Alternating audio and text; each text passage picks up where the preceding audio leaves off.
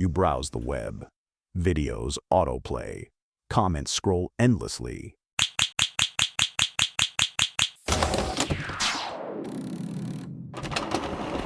Everything feels normal until it doesn't. The posts start looking eerily familiar. The replies feel off, like no one's really there. That's the idea behind the dead internet theory, a belief that sometime around 2016 the internet quietly died. Since then, most content is generated by bots, not humans. And if that's true, who's behind it? And more importantly, why are you still here? The dead internet theory didn't come from some obscure corner of the web. It appeared, fittingly, on a forum. In 2021, a user on Agora Road's Macintosh Cafe, an old-school message board, posted a long and strangely compelling thread. The claim that the internet had quietly died around 2016, and that most of what we see online now is no longer made by humans. It wasn't a joke. The post was dense, well-written, and disturbingly specific. According to the user, named Illuminati Pirate, most internet content, videos, comments, news articles, even memes, is now generated by bots or AI systems operated by governments or private entities. Their goal: to control narratives, shape public opinion, and drown out independent voices. While it sounded like science fiction, the thread struck a nerve. People began noticing odd patterns they'd previously ignored. YouTube comment sections flooded with generic praise. Reddit posts with thousands of upvotes but zero real discussion. Twitter bots arguing with each other in loops. The illusion of engagement, without any actual people behind it. But why 2016? Some point to that year as a turning point in global politics, particularly with the US elections, Brexit, and a sharp rise in online disinformation. Internet platforms began tightening algorithms, pushing curated content, and quietly de-ranking dissenting opinions. At the same time, AI-based content generation took major leaps forward. It's not hard to imagine how those developments could be connected. To believers, this wasn't an accident. It was part of a broader campaign. The theory suggests that governments or secret organizations may have initiated mass AI operations to flood the internet with noise, fake users, fake articles, fake conversations. The end result: a digital fog that makes it harder than ever to find truth online. Skeptics argue it's all just paranoia, that social media's repetitive, low-quality content is a natural result of scale, not sabotage. But the dead internet theory doesn't insist everyone's a bot. It simply suggests that enough bots are active to shape perception, drown out dissent, and simulate consensus. Whether fact or fiction, the unsettling part is this: once the idea takes root, every generic tweet, every eerily similar comment starts to feel suspect. Because once you ask, "Is this real?" you start seeing ghosts everywhere. At first glance, the internet feels alive. Trending videos, breaking news, heated debates, it's all happening in real time. But once you look closer, the cracks begin to show. The same jokes recycled across platforms, accounts with millions of followers, yet no real human interaction, posts that generate thousands of likes, but no real emotion. One of the most cited signs of a dead internet is the flatness of conversation. Try replying to a popular tweet or YouTube comment. Often you'll find responses that are formulaic, like, "Wow, amazing," or "I agree 100%. But there's no follow-up, no nuance, no human unpredictability. It feels like someone or something is pretending to be engaged. Then there are the accounts themselves. Many have profile pictures that are clearly AI-generated, strangely perfect faces with no social history. Their content is generic. their opinions safe and repetitive. They follow hundreds of accounts, post constantly, but never seem to live online like real people do. It's like they were created solely to keep the system running. Another eerie detail: the internet doesn't feel fun anymore. Forums are quieter. Meme culture is increasingly sanitized.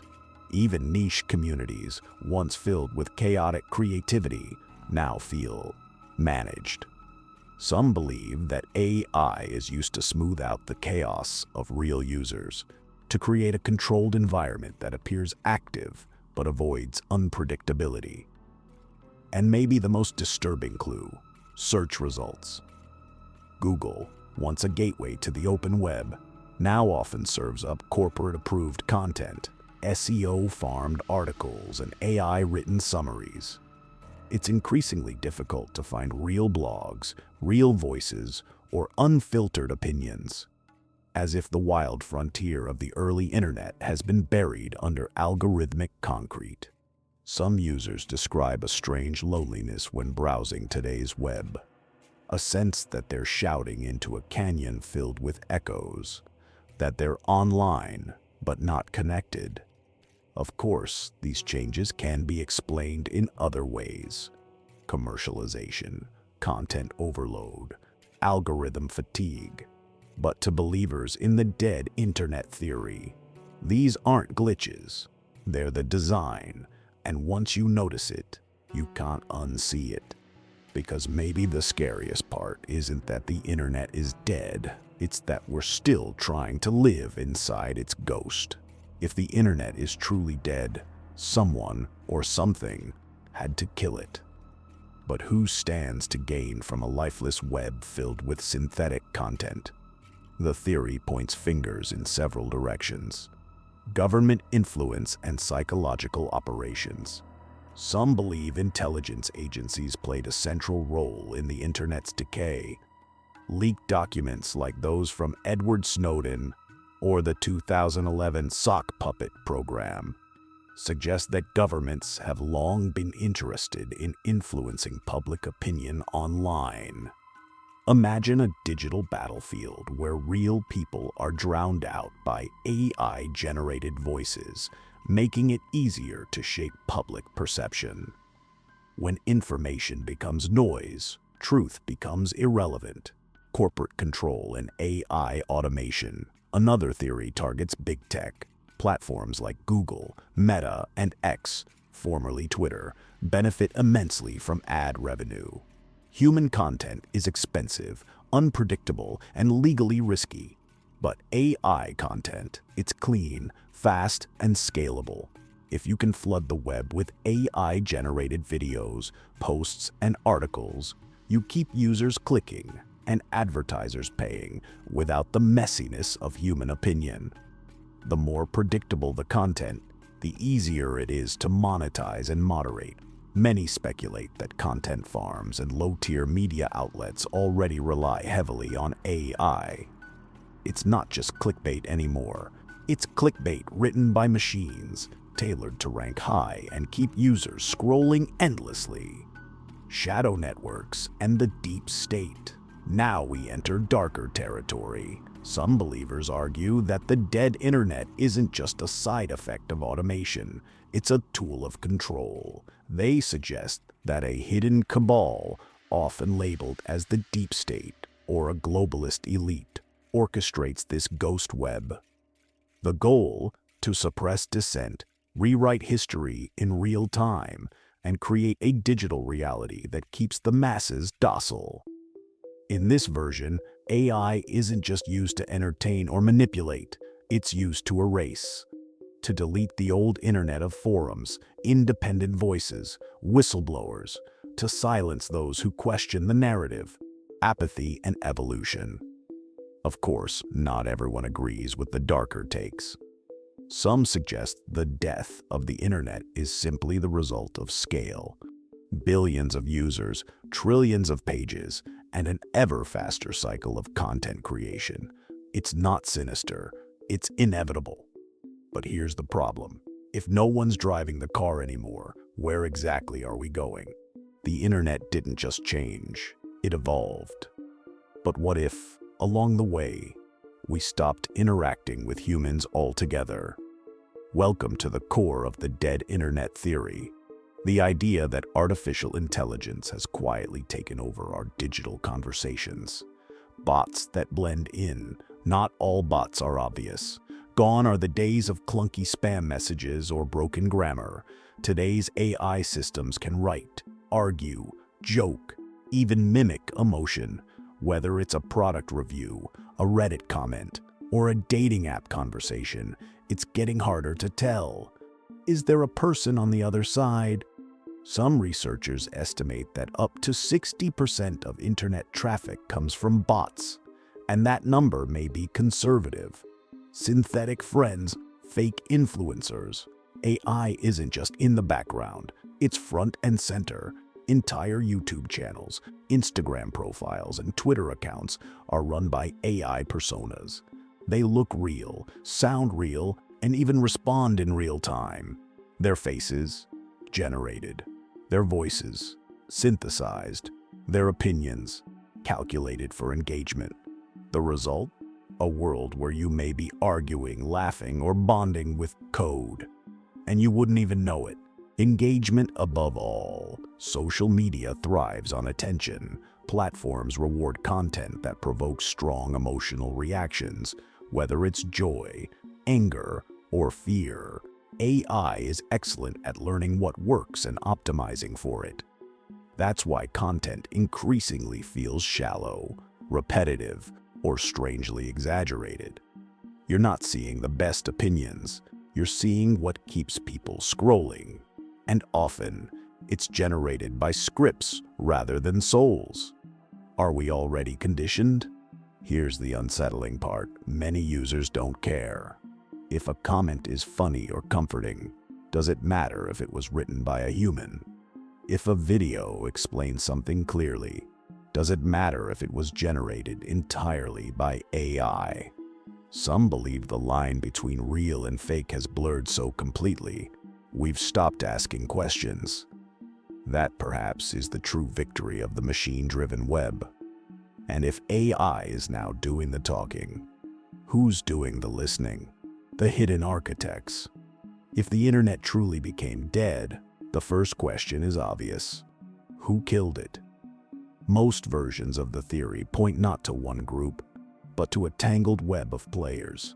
Governments, tech giants, intelligence agencies, and maybe even private contractors. It's not a centralized force, but rather a loose network of those who benefit from control. This idea often circles around the concept of a deep state or unseen hand, where real decisions happen far away from public oversight. These are the entities with the power to shape data, manage platforms, and flood the net with artificial consensus. 2. Noise over censorship. In the early days of the web, censorship meant deleting content, but today, it's about drowning it. AI doesn't need to erase information, it can simply overwhelm it. Want to suppress a whistleblower? Don't ban them, just surround them with noise. Thousands of auto-generated posts can make any message vanish in the crowd. Algorithms guided by those in control decide what rises and what disappears. Silence isn't enforced, it's manufactured by dilution. Narrative engineering. The power of narrative is subtle. If your feed constantly confirms your views, you feel informed, even if you're stuck in a loop. This is how narrative control works today, not by limiting access to ideas, but by shaping what you think is normal. What's popular, trending, recommended, it's all curated. And behind that curation, possibly a system built not for truth, but for influence. Some believe AI-generated content is designed to keep society docile, distracted, and predictable. Profits and power. Is this all a grand conspiracy, or just business as usual? It could be both. For corporations, engagement means money. For governments, it means stability. For intelligence agencies, it means insight and influence. The same AI tools that optimize ad revenue can also steer public perception. That's what makes this theory plausible. The motivations aren't fantastical, they're practical. Losing the question. In the end, maybe the scariest part isn't who controls the dead internet, but how few people are asking the question. When the machine decides what to show you next, your attention becomes programmable. And when that becomes normal, the need to ask why quietly fades away. Digital environment, real-world consequences. We used to think the internet was separate from reality. What happened online stayed online, but that illusion is long gone. Today, what trends on social media can move stock markets, sway elections, or trigger protests? If the digital world is saturated with manipulated content, whether by AI, corporations, or hidden groups, then it has real influence over what people believe and how they behave. The dead internet theory isn't just a quirky idea. If true, or even partially true, it means our perception of reality might be shaped more by code than by human experience. The disappearance of organic conversation. One of the eeriest parts of this theory is how human interaction online feels less human. Comment sections are flooded with generic praise or toxic arguments. Forum posts loop endlessly around the same questions. Even product reviews and political opinions seem copy-pasted. You start to wonder how many people are actually here. If most of what we see is synthetic, auto-generated to stir emotion or sell an idea, then genuine voices are harder to hear. And that silence can change how we relate to one another. Manufactured consensus. When enough people seem to agree, we tend to go along with it. That's the foundation of social proof. Now imagine if that agreement was fake. Thousands of bots liking the same post. Dozens of AI-generated articles confirming the same fact. Suddenly, a false idea feels like common knowledge.